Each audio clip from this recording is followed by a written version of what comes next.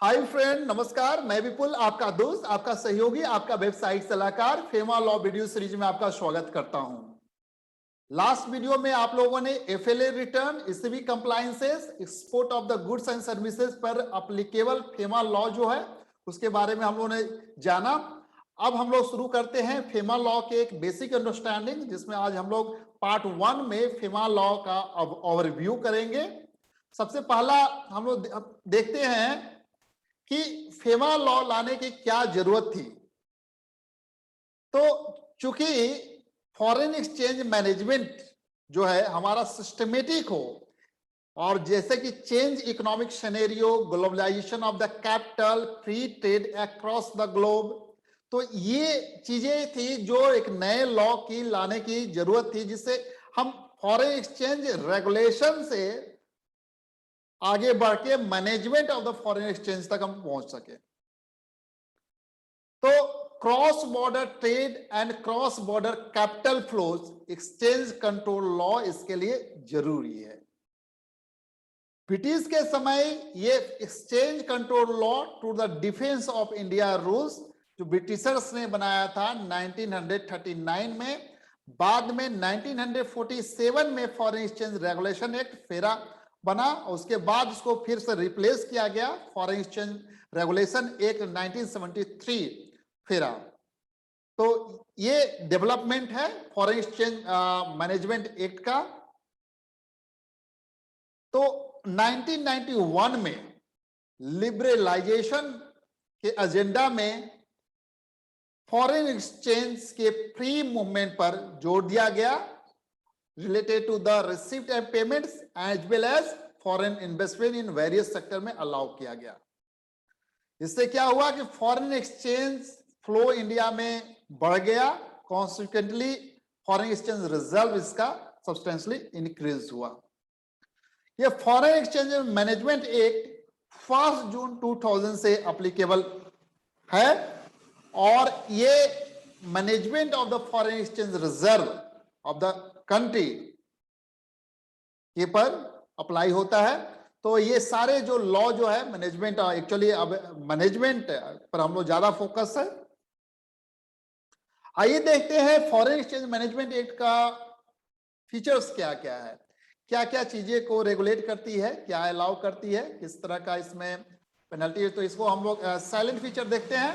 सबसे पहला फीचर जो है, जो regulation of transaction, resident and non resident के बीच में जो ट्रांजैक्शन है उसको फेमा रेगुलेट करती है।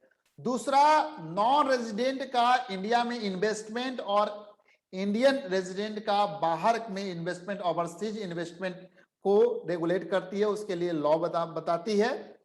और permissible transaction, freely permissible transaction on current account transaction subject to reasonable restriction जो फेमा के अंदर दिया हुआ है रूल्स रेगुलेशन में।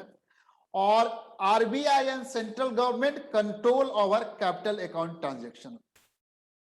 इसके अलावा requirement for the realisation of the export proceeds and repatriation to India. तो इंडिया में अगर एक्सपोर्ट करते हैं तो एक्सपोर्ट प्रोसीड कितने टाइम पीरियड में आना चाहिए, क्या क्या डिक्लेरेशन, क्या फॉर्म फाइल होंगे, तो इन सब चीजों को फेमा बताती है।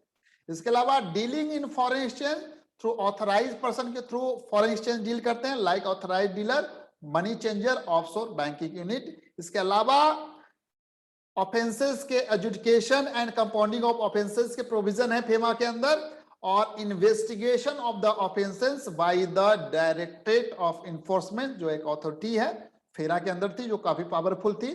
अब फेमा के अंदर इसको इन्फोर्समेंट अथॉरिटी है। ये appeal provision including special director appeals and appellate tribunal का प्रोविजन है। तो ये थे फेमा के साइलेंट फीचर। दोस्तों देखते हैं फेमा की इन्फोर्समेंट पावर किसके पास है। ऐसे तो आरबीआई है जो फॉरेन एक्सचेंज ट्रांजैक्शन को कंट्रोल करती है, लेकिन जो फेमा का इन्फोर्समेंट जो है उसके लिए डायरेक्टरेट और इन्फोर्समेंट को इंटरेस्ट किया गया है, सेपरेट अथॉरिटी जो फॉर्म फॉर दिस पर्पस, और सेक्शन 36 से 38 तक फेमा के अंदर उसके बारे में प्रोविजन दिया हुआ है। फेमा के ओवरव्यू में पूरे फेमा को 7 चैप्टर में बांट दिया गया है, जिसमें प्रीलिमिनरी में सेक्शन 1 से 2 तक है प्रीलिमिनरी, उसके बाद 3 से 9 है जो regulation of the end management of the foreign exchange के बारे में बताता है। 10 से 12 तक ऑथराइज पर्सन के बारे में प्रोविजन है। एंड सेक्शन नंबर 13 से लेके 15 तक कंट्रावेंशन एंड पेनल्टीज के बारे में प्रोविजन है। एंड 16 से 35 एजुडिकेशन एंड अपील के बारे में प्रोविजन है।